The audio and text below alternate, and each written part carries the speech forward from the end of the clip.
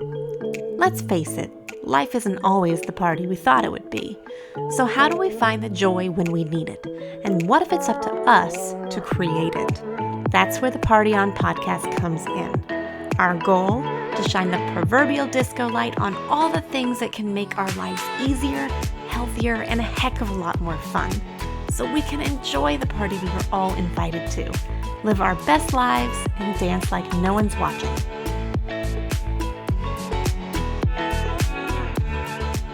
Happy Monday, guys! I hope y'all had a great week last week. I am so excited to get into the weekly swing of things here so that y'all can know there will always be a new episode waiting for you every Sunday night or Monday morning as you drive to work. I wanted to first things first say a quick thank you to all of you partygoers who have left ratings and reviews. That is so incredibly important in the podcast world. And it also means the world to me. Truly, you have no idea. I started this thing wanting nothing more than to share my heart and serve others.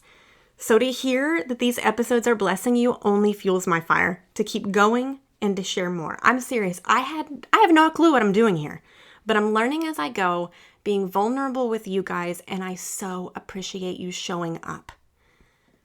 I have been so excited about today's episode because it is one of the main topics that spurred me to want to start this podcast to begin with. It's one that is super near and dear to my heart, and hopefully my passion about it will be evident throughout our chat today. So we've established the fact that it's goal setting season, right? And we talked about the art, because I truly think it's an art, of choosing a word for the year and how that can change you. We also talked a little bit about setting incremental goals throughout the year for our business and personal lives. And here's what I want to talk about today. However you set those goals is fine by me, to each their own. We're actually going to do an entire podcast on strategies and setting goals, and I can't wait for that one. But today, I want to talk about the fact that I think there is a certain way we should be reaching those goals, or at the very least, working our way towards them. Because friends, that is just as important, and it's a step we often miss. And I want to talk about it by addressing the word that's become synonymous with crushing goals, making it happen, kicking butt and taking names. I'm talking about the word hustle. And things might get a tad controversial here, because if I'm being completely honest, the word drives me crazy. I mean, bonkers. It lights a fire in me. And let me explain why. I think most of you know this about me by now already, but I am a self-proclaimed inspiration junkie. And about a year ago, I found myself fresh into the new year, absorbing all the motivation I could get, like one does. Instagram posts and Pinterest pages, inspiring quotes, TED Talks, you name it. And one common theme kept popping up throughout, specifically the art of the hustle. Dream big, work hard, and hustle even harder. The word itself started appearing everywhere, from makeup bags to water bottles and, inspirational cat posters. Okay, not really on that last one, but I'm sure there's one out there somewhere. I mean, tell me y'all noticed this. Hustle suddenly became synonymous with boss babe and so many other catchphrases referring to chasing your dreams. And it never sat well with me. I said it out loud. There, I did it. Just something about it didn't feel right. I let it sit for a long time, like I usually do.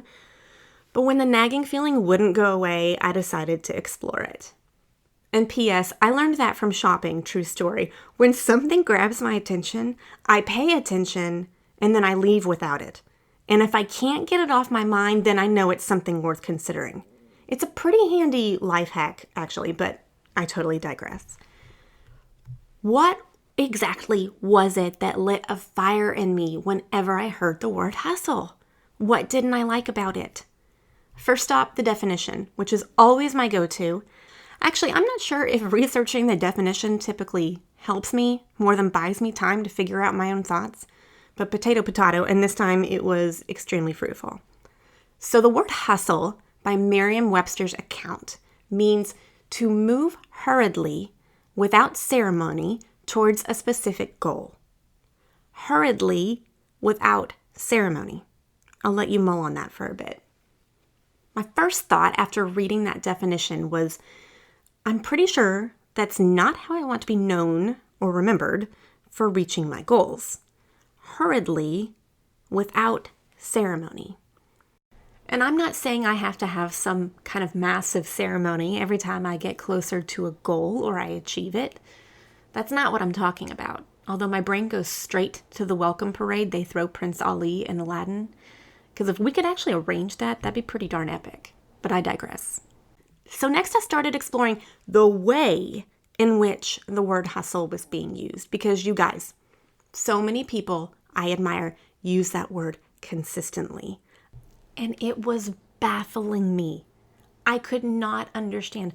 Was I missing something or was I onto something? And here's what I noticed. Every time the word was used, it seemed to be directly related to acquiring. Acquiring status, promotions, houses in exotic locations, wealth, likes, Instagram fame, you name it. It didn't really matter what it was. The goal was to acquire it, and hustling was the answer on how. The idea seems to always be the harder you hustle, the happier you'll be, as if hustling will ultimately lead to joy. But from my perspective, it was the very opposite. And am I the only one? I mean, the harder I hustled, the more exhausted I was. And the harder I hustled, the more I lost sight of what I was even hustling for. And to be quite honest, I'm not sure many people know just what they're hustling for. They just believe they should be hustling. So what if I were to pose that question? Would you feel comfortable answering? Do you know why you hustle? Do you know what you're hustling for? So many times, when asked what we want for our kids, we say we want them to be happy. So I would assume that we want that very same thing for ourselves, right? And if the ultimate goal is to live a happy life or a joy-filled life, why are we moving hurriedly and without ceremony towards that goal? Or what is it that we're even moving towards? Do we think that hustling for achievement or acquisition is the pathway to joy? Because if so, we should all be as happy as a loon right now. Am I right? I mean, I'm in the trenches with you guys. I see how hard we are all working. I'm watching the collective world hustle for more and more and more, but shouldn't there be more than that? And what's worse, what if we're hustling for something greater and we don't even recognize it? What if, disguised by money and status and Instagram fame, we're really hustling for our own self-worth? And spoiler alert, that's not even where it comes from. Here's my worry. I fear we're moving hurriedly and without ceremony towards goals that might possibly be empty. We're working harder and spending more of our precious time to achieve a definition of success that doesn't bring us lasting joy. It may bring us vacation homes and nice cars and the excitement that comes along with those things, but if that's how we define happiness or joy, we are in a whole world of trouble. In fact, I would even argue that the more things we acquire, the less happy we are, because it becomes harder to maintain, putting strain on our time and resources. It also blocks our understanding of the real source. The old adage, mo money, mo problems, usually rings pretty darn true. The more success we earn, the more things we acquire. Because that's what you do, right? You make money to spend it because you sure as heck can't take it with you. Pretty sure they don't take a MasterCard in heaven. Don't quote me on that. It's just a hunch. But we get stuck acquiring to acquire. And we believe that it's something we have control over. That's the trick. And the more we feel in control, guess what? The less we rely on God. And I want to be very clear about one thing. I believe that hustling and working hard are two completely different things. I believe that you should work hard for your dreams. I believe that you should work hard for your goals, but your goals shouldn't be forced, hurriedly, without ceremony in order to acquire. I also believe that we should know without a doubt what we are working so hard for. What is it really that we are trying to acquire? And hustling has a tendency to hide that from us. When you hustle, you work so hard you almost become blind to what's really going on at the core. And guys, I'm not even against acquiring. I think acquiring is fine. I just think we should be intentional, very intentional, about what we're trying to acquire. We shouldn't just acquire to acquire. We should be acquiring based on what brings us joy, and real joy, not the fleeting, thrill-filled, passing moment joy. Remember, the Bible says that joy is God-given. We already have it deep in our hearts, and it may get buried, as it often gets in this life. And as I said last week, I like to think of it as a spark. We have the spark, but we control how big the fire is. And I guess this leads to the question, well, what is my joy? What if I don't know what my joy is? And while this isn't something I can answer for each and every one of you, it's something I've learned to answer for me. And I'm still figuring it out because I also believe it changes as we evolve. But what I do know is this: joy from wealth, achievement, or status is short-lived. It's almost like a short sugar burst or sugar high. Once you get a hit, you want more. But you want more because the feeling doesn't last. It's very much the cycle of addiction. For me, I pay attention to the areas in my life where I feel blissful, times when I feel like my heart could simply explode with love, times I feel at peace, times when the time itself seems non-existent. And for me, those things are creating and connecting, especially with those I love most. And for me, it also comes from the simplest of times. Have you ever noticed that? From the simplest of moments, the moments of less, not more. So I would encourage you to start there. But even if we haven't yet identified what brings us joy, could it really be as simple as knowing that hustling doesn't? Could it be as simple as slowing your roll so that you can have more simple moments, so that you can be more present? I mean, even if you were hustling for the things that bring you 100% true joy, would you really want to do so hurriedly and without ceremony? Joy is a force to be reckoned with, you guys. It is so stinking valuable. So it should be honored and revered. If we want joy in our lives, we have to respect it, not expect it. Joy is not in entitlement, and we certainly cannot rush it. We have to value it enough to take our time and explore what it is to us, because it's different for everybody, guys. And if we don't know what it is to us, how will we ever know how to recognize it? So over the holidays, I threw my back out. And I really kind of hesitated sharing that here because it only seems to affirm that I am quickly hurling straight towards 40 this year. And you know what? I'd really like to say that I did it during a CrossFit class, or at least doing some kind of advanced yoga pose. But it was, in fact, when I was reaching for a piece of fudge.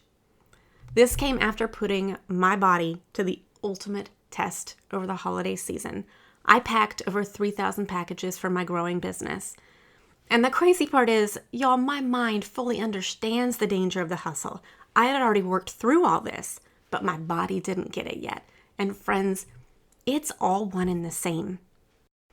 Sometimes I think we push ourselves so hard because we believe we won't break. But guys, we will. People break mentally, physically, and it usually comes after a long period of hustle. Hustle goes hand in hand with burnout because, again, hurriedly, without ceremony. It's a marathon, guys, not a sprint. So here's what I'm proposing, friends. What if we erased the word hustle from our vocabulary and we moved purposefully with intention instead? I know it's not really catchy and it's kind of a mouthful, and it's certainly not going to make it on any makeup bag or cat poster anytime soon. But it's worth a shot to retrain our minds, don't you think? The entire world seems to be on a fast track these days, which is a whole nother conversation in of itself. But I really want to make the case today for slowing down and looking where we are freaking going. I want you to smash your goals, friends. I want you to beat the odds. I want you to have all of your dreams and more. I want the very same for me. I just don't want us to miss the journey of getting there because we were too busy hustling. This past year, the phrase, "the good old days are yet to come," became popular. But I think these are the good old days. Every day on earth is a gift. Let's not wish it away just because we're trying to hustle for something greater. Ask yourself this: what do you want to be left with when the hustle is gone? And move purposefully with intention towards that. That is your goal, sweet friends. And more than likely, that's your joy. And you guessed it, here come the action items because I am a sucker for a good list. Here are some things you can actively be working on as you remove the word hustle from your mentality. Number 1, create your own definition of success. You can't get there if you don't know where you're going, am I right? And I think like most of us, my definition of success was always making it, whatever that means, in other people's eyes. But I quickly realized that that is a big fat load of crap. That's the professional phrase right there. Excuse my French, but really, now I see success as how well I'm able to find meaning in the present moment, stay motivated for the future, and spend my time working on something that helps me, the people I love, and the rest of the world. I know that's a mouthful, but it took me a long time to craft that out, you guys, and that is what success is to me. So put a pen to paper, sit down, make notes, brainstorm, and come up with your very own definition. Number 2, keep a joy journal. Write down the times you feel the most joy. I don't care if it's eating potato chips, you guys. Write it down. You know how when you're starting a diet or you're trying to figure out something that's going on with you health-wise, you keep a journal of everything you eat? Do this for your joy. Then look for patterns so you can start to head in the right direction. Number 3, move purposefully with intention. Don't achieve for the sake of achieving. Pay attention to the things you've been aiming for. Is that what you want for your future self? Is that what you want for your life? Great, then carry on. And if it's not, realign. Pay attention to if you are working for things because you feel competitive towards it, or if it's something you actually want. And that takes some real self-awareness, you guys. Are you working towards your goals because in fact they are the same goals as everyone else's? Stop and think that through and then move purposely with intention. You've got this, friends. You've got the joy down in your heart. I'm sorry I had to. It's just a matter of finding what it is that pulls it out of you. You've got the spark. Now it's time for us all to light the fire. Just preferably not hurriedly and without ceremony. My hope is that we can all slow down collectively as a whole and not only know where we're going, but help each other get there while enjoying life along the way. Episode 4, guys. These are flying by and I'm so loving every minute of it. Thank you again for listening from the bottom of my festive heart. I am so grateful for you guys. And like I always say, the Party On podcast would not be a party if it wasn't for you. I mean, it would be a party, but there would just be me, and there's no fun in that. If you heard something today that inspired you or warmed your heart, please forward to family and friends, because when it comes to this party, the more the merrier. And don't forget, you can help us out by leaving ratings and reviews on Apple Podcasts or Spotify Podcasts. We are so grateful for those. I hope y'all have a great week. And as always, for more information, you can go to thefestivefarmhouse.com and search for the Party On podcast. Party on, friends.